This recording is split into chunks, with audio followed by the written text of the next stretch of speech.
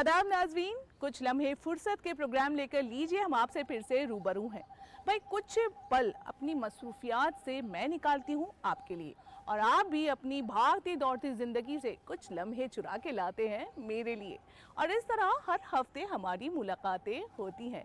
देखिए ना, हमारा ये प्रोग्राम जानकारियों से भरपूर है। अलग अलग तरह की जानकारियाँ और बातें हम आप तक पहुँचाते हैं, जिन्हें अपनी ज़िंदगी में अपना कर आप अपनी ज़िंदगी को मज़ीद और बेहतर तरीके से चला सकते हैं। आपको याद है पिछली दफ़ा मैंने आपकी मुलाकात करवाई थी जाकिर जी से, जिन्होंने हमें हेयर स्टाइलिंग और हेयर कटिंग के बारे में बताया था। मज़ीद कुछ और बालों से जुड़ी जानकारी हासिल करना रह गया था। इस बार हम आपको लेकर चलेंगे फिर से जाकिर जी के पास। इसके बाद मैं आपकी मुलाकात करवाऊंगी शबीना से। पिछली दफ़ा उन्होंने हमें बैक पेन के बारे में बताया था। इस बार हम उनसे जानेंगे नी पेन से जुड़ी कुछ अहम बातें। और नाज़रीन, टिप्स ऑफ द डे हमेशा की तरह। तो चलिए लिए चलती हूँ इन सभी एक्सपर्ट्स के पास, आपको ये तमाम मालूमात हासिल करने के लिए। तो गुज़िश्ता हफ्ते नाज़रीन हमने आपकी मुलाकात करवाई थी जाकिर जी से, जिन्होंने हमें हेयर केयर के बारे में बताया था। उन्होंने बताया था कि किस तरह से हम घर में रहकर अपने बालों को हेल्दी रख सकते हैं, कौन कौन सी टिप्स हैं जिन्हें अपना सकते हैं। आज फिर हम उनके पास आ गए हैं मज़ीद और जानकारी हासिल करने के लिए। तो करते हैं उनका इस्तकबाल। जाकिर जी, आपका एक मरतबा फिर से इस्तकबाल है हमारे प्रोग्राम में। शुक्रिया जी। अच्छा, पिछली दफ़ा आपने हमें काफ़ी चीज़ें बताई थी कि कैसे हम अपने हेयर को स्टाइल मतलब दे सकते हैं, कटिंग ले सकते हैं। आज हम आपसे जानना चाहेंगे कि सबसे पहले कि अगर हम अपने बालों को कलर करना चाह रहे हैं, आजकल देखा जाता है कि नौजवान लड़कियां तरह तरह के कलर इस्तेमाल कर रही हैं, सैलून में जाती हैं, कई बार घर में भी कर लेती हैं। तो ग्लोबल कलर कर लेते हैं अपने बालों को, या फिर हाईलाइट कर लेते हैं। इन सब को करने के बाद कौन कौन सी जो चीज़ें हैं, यानी कि हमें क्या क्या कहते हैं ना, एहतियात बरतनी चाहिए? एक्चुअली मैं सजेस्ट करूंगा जो लोग यंग हैं वो ग्लोबल कलर की तरफ ना जाएं। वो बेसिकली वो हाईलाइट या जो नई टेक्निक आजकल है, जिसे बालेआज बोलते हैं, यंग लोगों के लिए बेटर होता है कि कलर वो अगर चाहते हैं हेयर के अंदर, तो उनको नए स्टाइल के कलर होने चाहिए, नई टेक्निक होनी चाहिए। तो जो मैं बोल रहा हूँ हाईलाइटिंग या बालेआज या ओम्ब्रे, ये जो नई टेक्निक होती है, इसमें क्या होता है कि हमारे बालों में कलर भी हो जाता है और हमारी रूट्स डैमेज नहीं होती। तो वो रूट से दूर रहता है, कलर जो भी केमिकल है हमारी रूट से दूर रहता है। तो हमें अवॉइड करना चाहिए यंग एज में कि हम बालों को रूट्स तक कलर लगाएं, क्योंकि कहीं ना कहीं हमारे बालों को रूट्स को केमिकल लग रहा है, तो कहीं ना कहीं थोड़ा डैमेज होता है। तो बेटर है कि आपका काम हो जाए, आपका जो भी कलर का मन है वो हो जाए और आपके बाल भी खराब ना हो। तो ये नई टेक्निक है, आप इसे यूज़ कीजिए और कराइए, आप देखेंगे बहुत अच्छा लगेगा। तो हाईलाइटिंग पहले किया करते थे, आजकल नई चीज़ें, पहले हाईलाइटिंग होता था, अब ओम्ब्रे है, बालेआज है, ये सब चीज़ें ये बहुत सुंदर लगते हैं। ये आप करा के देखिए, बहुत अच्छा लगेगा। नहीं, आप बिल्कुल सही कह रहे हैं कि आजकल जो नौजवान लड़कियां हैं ख़ासतौर से, वो यही चाहती हैं कि हम स्टाइलिश भी लगें और हमारे बाल जो हैं वो हेल्दी भी रहें। अच्छा, अगर कलर की बात कर रहे हैं तो अक्सर ये देखा गया है, बल्कि मैं तो ये कहूँगी कि अमूमन ये शिकायत भी होती है अक्सर ख़वातीन की, कि हमने कलर करा लिया था तो हमारे बाल ड्राई हो गए। तो जब आप कलर ले रहे हैं, करा रहे हैं, उसके बाद हमें क्या क्या मतलब केयर करनी चाहिए जी, ताकि हमारे बाल झड़े भी ना? ओके, एक्चुअली में ये बहुत ज़रूरी है, लोगों को पता होना चाहिए। जब हम कलर करते हैं तो कलर के बाद जो होम केयर है वो बहुत ज़रूरी है। हमें कलर प्रोटेक्शन शैम्पू यूज़ करना चाहिए। जिस कंपनी से हम कलर करा रहे हैं, चाहे आप कोई भी ब्रांड है, वो साथ में शैम्पू, कंडीशनर, सीरम, मास्क, ये सब चीज़ बनाते हैं कलर के साथ। तो जब आप कलर करते हैं तो आपको डेफिनेटली होम केयर लेना चाहिए। Colour protection shampoo, mask, conditioner, ये सब चीज़ें आप यूज़ करेंगे तो आपका ना तो कलर फेड होगा, ना ही कलर ख़राब होगा, ना हेयर डैमेज होंगे, ना ड्राई होंगे। लोग कलर करा लेते हैं बट ये चीज़ फॉलो नहीं करते, इसलिए उनके बाल ख़राब होते हैं और डैमेज हो जाते हैं। फिर वो कहते हैं कलर कराने से ऐसा हो गया। कलर से नहीं होता है, आपकी थोड़ी लापरवाही की वजह से ये सब हो जाता है। जी जी जी। अच्छा, ये तो अगर हम लापरवाही कर रहे हैं, जाहिर सी बात है कोई भी चीज़ होगी वो फिर डैमेज होगी ही। अगर मैंने ये भी देखा है अक्सर जाकिर जी, अगर मैं अपना पर्सनल एक्सपीरियंस बताऊं कि कई बार अगर हमने कलर करा लिया है तो कलर उतरने के बाद ग्रे हेयर दिखाई देने लगते हैं, तो ऐसा क्यों होता है? एक्चुअली में क्या होता है कि जब हम कलर करते हैं और हमने केयर नहीं की तो कहीं ना कहीं बाल डैमेज होते हैं। ये केमिकल है, ये सब जानते हैं, तो कहीं ना कहीं बाल थोड़ा सा डैमेज होता है। और ग्रे हेयर जब होता है जब हमारा बाल ड्राई होता है। ग्रे कभी नहीं होगा अगर बाल के अंदर मॉइस्चर है। अच्छा। तब अगर हम जैसे मैंने बोला colour protection shampoo, colour protection mask या सिरम, ये सब वही काम करता है कि हमारे बालों के अंदर मॉइस्चर को बनाए रखता है। और हमने राइट शैम्पू, राइट कंडीशनर नहीं यूज़ किया तो बाल ड्राई होगा और ग्रे होने के चांसेस रहते हैं।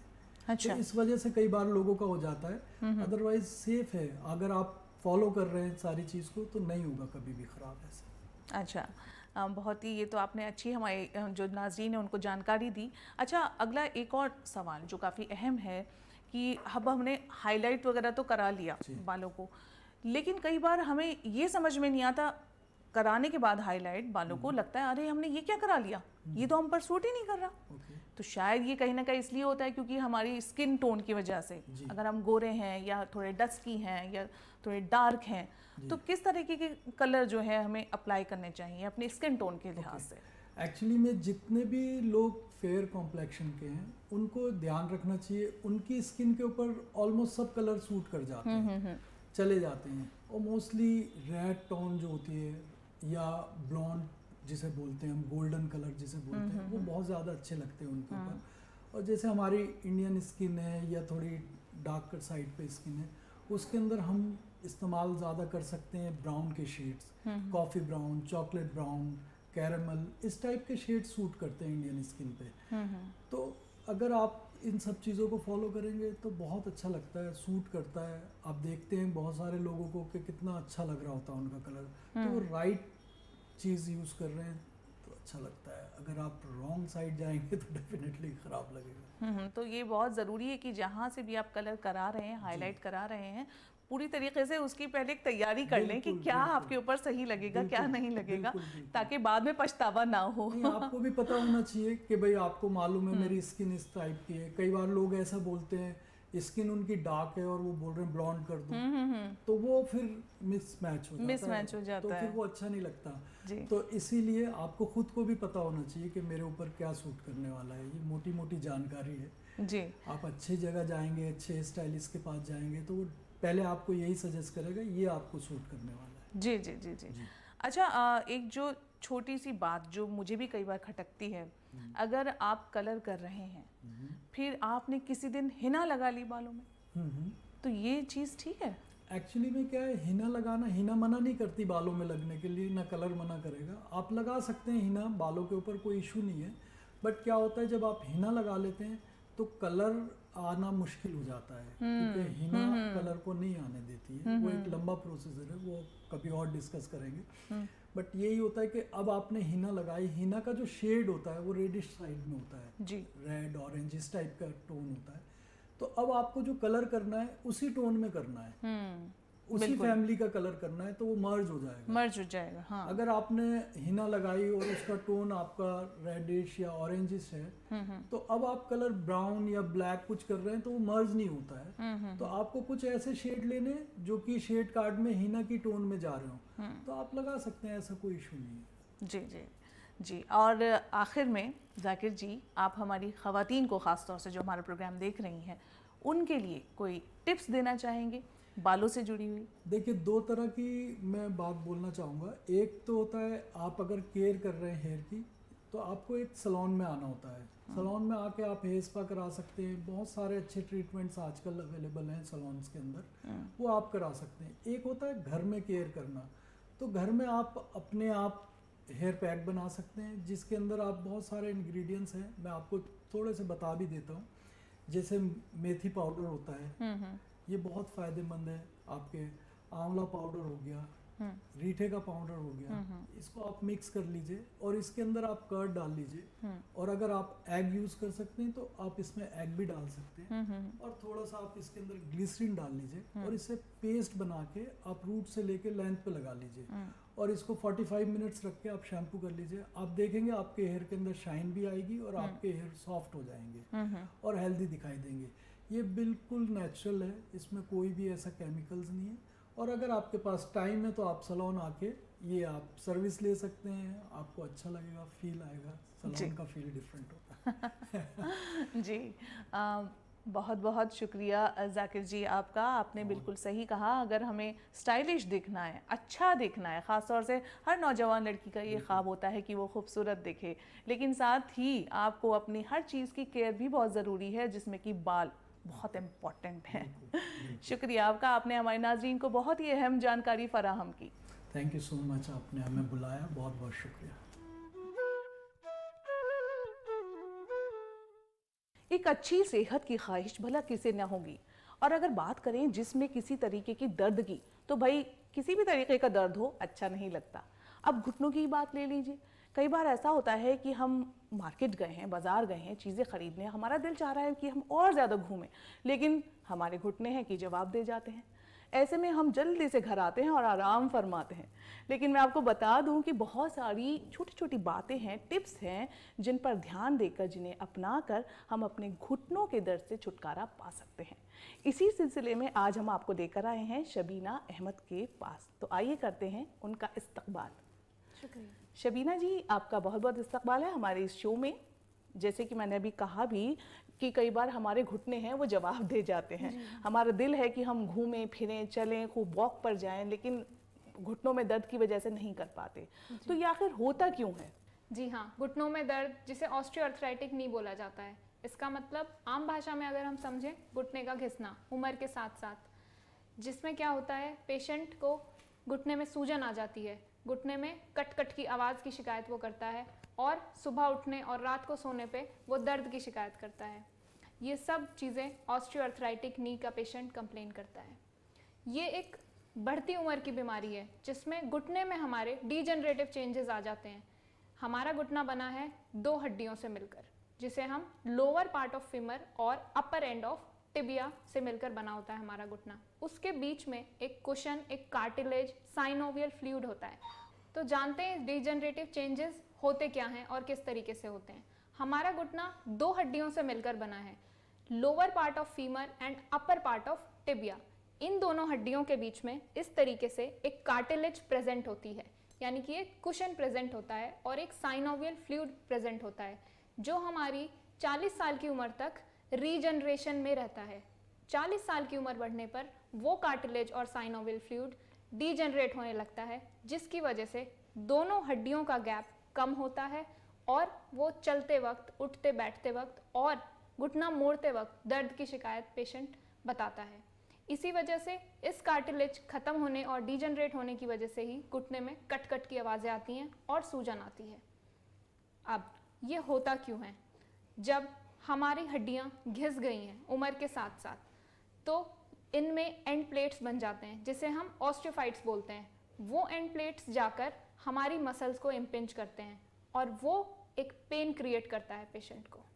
अच्छा शबीना जी, ये तो आपने बताया कि ये बढ़ती उम्र के साथ हमारे घुटनों में परेशानियां शुरू हो जाती हैं, लेकिन अगर हम दौरे हाजिर में देखें तो नौजवान नस्ल के साथ भी ये परेशानी पेश आ रही है, तो इसकी क्या वजह है? जी हाँ, आजकल देखने को मिलता है। अगर हम 10 साल पीछे की बात करें तो वो बीमारियां उस हद तक नहीं थी, लेकिन आज 30 से 40 साल का पेशेंट भी आकर कंप्लेन करता है कि मुझे घुटनों में दर्द है। ये क्यों है? फॉल्टी हैबिट की वजह से, फॉल्टी डाइट की वजह से, ओबीस पेशेंट्स में ज़्यादा देखा जाता है, और सनलाइट का एक्सपोजर नहीं है, यानी कि विटामिन डी हड्डियों तक नहीं पहुंच रहा है। तो ऑस्टियोआर्थराइटिक नी की 4 स्टेजेस होती हैं। सबसे पहली स्टेज नंबर 1 डाउटफुल या नॉर्मल। इसमें हमारा कार्टिलेज सिर्फ 10% तक घिसता है और इसमें जॉइंट स्पेस रिड्यूस नहीं होता। नंबर 2 माइल्ड, पेशेंट हमारा 40 to 50% तक कार्टिलेज में डिस्ट्रक्शन होनी शुरू हो जाती है, जॉइंट स्पेस माइल्डली रिड्यूस हो जाता है। थर्ड स्टेज है मॉडरेट, इसमें पेशेंट पेन की कंप्लेन करता है, स्वेलिंग की कंप्लेन करता है और क्रिपेटिस की कंप्लेन करता है। जिसमें हमारा 60% तक कार्टिलेज डीजनरेट हो जाता है। लास्ट स्टेज हमारी है सिवियर ऑस्टियोआर्थराइटिस, जिसमें हमारे सर्जन्स, हमने कई पेशेंट्स को देखा भी है कि सर्जन्स टोटल नी रिप्लेसमेंट की एडवाइस करते हैं, जिसमें हमारे ऑस्टियोफाइड फॉर्म हो जाते हैं और कार्टिलेज कंप्लीटली डिस्ट्रक्ट हो जाता है और वो एक बहुत सीवियर पेन क्रिएट करता है पेशेंट को। शबीना जी, अगर हम बात करें घुटने के दर्द की, तो कई बार ऐसा होता है कि जब हमें दर्द उठता है तो हम डॉक्टर के पास जाते हैं, वो हमें दवाइयाँ भी दे देते हैं, लेकिन जब असर नहीं होता तो कई मर्तबा हमें सर्जरी के लिए भी कहा जाता है कि आप अपने घुटने की सर्जरी करा लें। तो सर्जरी की नौबत आए इससे पहले हम क्या क्या प्रिकॉशंस ले सकते हैं? तो ऑस्टियोआर्थराइटिस के ट्रीटमेंट के लिए हमें लाइफस्टाइल चेंजेस करने होंगे। सबसे पहले डाइटरी चेंजेस की हम बात करते हैं, तो हम जाते हैं अपने कारणों के ऊपर। जिस कारण से हमें दर्द आ रहा है, पेशेंट को दर्द आ रहा है, उन्हीं कारण पे काम करते हैं। सबसे पहले ऑस्टियोआर्थराइटिस में बताया कि इन्फ्लेमेशन हो जाती है, तो कुछ ऐसे फूड्स हम लेंगे, अपनी डाइट में ऐड करेंगे जिससे इन्फ्लेमेशन कम होगी, जिसे एंटी इन्फ्लेमेटरी फूड्स कहते हैं, जो कि हमारे हैं pomegranates, olive oil, green leafy vegetables. ये सब हम अपनी डाइट में इंक्लूड करें तो हमारी बोन्स की इन्फ्लेमेशन काफ़ी हद तक कम हो सकती है। सेकेंड कॉज पे हम जाते हैं कार्टिलेज डीजनरेट। कार्टिलेज जब डीजनरेट हो गया है तो उसे कुछ हद तक सुधारा जा सकता है कार्टिलेज रीजनरेशन फूड से, जिसके लिए हम यूज़ कर सकते हैं विटामिन सी रिच फूड्स, जो कि मार्केट में इजीली अवेलेबल हैं। ऑरेंज, कीवी, स्ट्रॉबेरी, ये सब हम ले सकते हैं। फिर हमें कुछ ऐसी चीज़ें भी लेनी है जिससे हमारा साइनोवियल फ्लूइड वापस से रीगेन हो जाए, जिसमें हम कोलाजन रिच चीज़ें लेंगे, जिसके लिए हम गार्लिक, बेरीज, बेल पेपर्स, इन सब चीज़ों का यूज़ कर सकते हैं। सेकेंड, अब हमें क्या करना है, ये सब चीज़ें हमने एक ऑस्टियोआर्थराइटिक पेशेंट को और उसके कॉजेज़ के रिलेटेड बता दी, बट बोन और मसल स्ट्रेंथ पर भी काम करना है। तो बोन के लिए calcium and vitamin D, calcium के लिए हमें sesame seeds and vitamin D के लिए हमें सनफ्लावर सीड्स को अपनी डाइट में इंक्लूड करना है। सिर्फ डाइटरी चेंज नहीं, लाइफस्टाइल चेंजेस भी करनी बहुत ज़रूरी है ऑस्टियोआर्थराइटिक पेशेंट्स को, क्योंकि अगर पेशेंट ओबीज होगा, सारा लोड उसके जॉइंट पर पड़ेगा, उसकी वजह से उसको पेन ज़्यादा आएगा। तो एक ऐसी डाइट ज़रूर फॉलो करें जिससे उसकी ओबेसिटी कम हो, जिसके लिए लेस कार्बोहाइड्रेट या रिड्यूस कार्बोहाइड्रेट डाइट वो अपनी इंक्लूड करें। डाइट के साथ मैं आपको कुछ एक्सरसाइज भी करके दिखाती हूँ, जिन्हें आप डेली अपने रूटीन में शामिल कर सकते हैं और घुटने के दर्द से निजात पा सकते हैं। फर्स्ट एक्सरसाइज में आपको क्या करना है, एक चेयर पे बैठना है, अपने पैरों में वज़न बांधना है एड़ी की तरफ, आधा आधा किलो दोनों पैर में, और पैर को 90 डिग्री पोजीशन में ऊपर उठाना है। 5 सेकंड के लिए होल्ड करेंगे और फिर वापस जाना है। सिंपल, 5 सेकंड के लिए होल्ड करेंगे और फिर वापस जाना है। 20 to 30 रिपीटेशन करेंगे इसमें, और 3 times a day.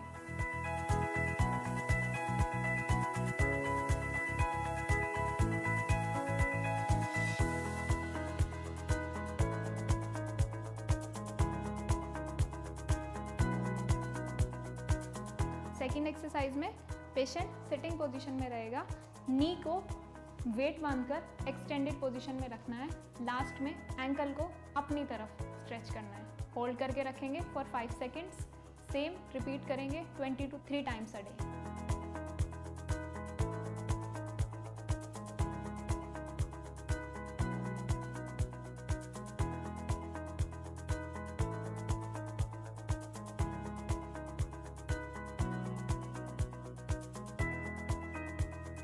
Shabina ji, बहुत बहुत शुक्रिया आपका। आपने हमारे नाज़रीन को, ख़ासतौर से ख़वातीन को, इतनी अहम जानकारी फराहम की, और आपने सही फरमाया कि एक अच्छी डाइट और एक अच्छे लाइफस्टाइल के साथ हम सेहतमंद ज़िंदगी हासिल कर सकते हैं।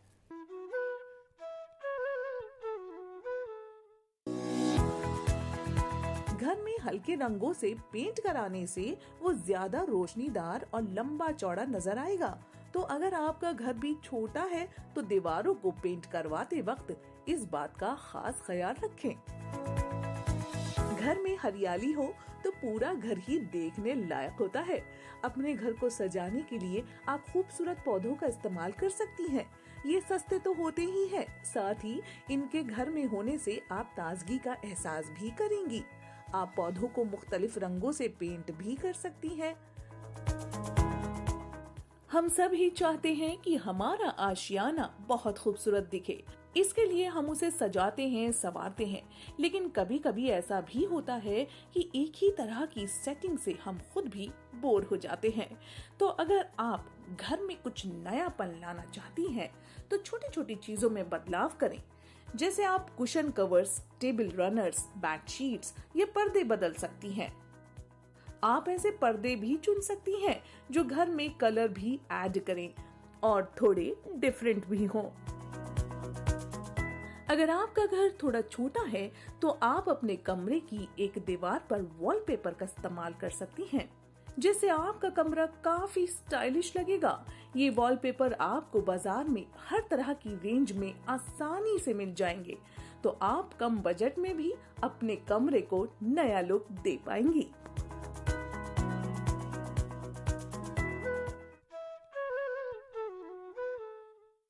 देखिए ना, हम खवातीन अपने घर के कामकाजों में इतनी मसरूफ़ रहती हैं, कभी कभी बहुत ज़्यादा अपसेट भी हो जाती हैं। कुछ ऐसी प्रॉब्लम्स हमारे सामने होती हैं जिनके हल हमें दिखाई नहीं देते हैं। लेकिन देखिए, अगर आप मुकाबला करें इन सब चीज़ों का बहुत ही हौसले के साथ, तो सब कुछ आसान हो सकता है। वैसे हमारे प्रोग्राम की भी यही कोशिश होती है कि हम आपको वो तमाम जो प्रॉब्लम्स है ज़िंदगी से जुड़ी, छोटी बड़ी, उनकी जानकारियाँ, उनके हल आप तक पहुँचाएँ। तो फिलहाल के लिए वक्त हो गया है आपसे अलविदा कहने का। अगले एपिसोड में कुछ और अहम जानकारियों के साथ मैं हाजिर हो जाऊंगी। तब तक के लिए अपनी मेज़बान को दीजिए इजाज़त। खुदा हाफिज़।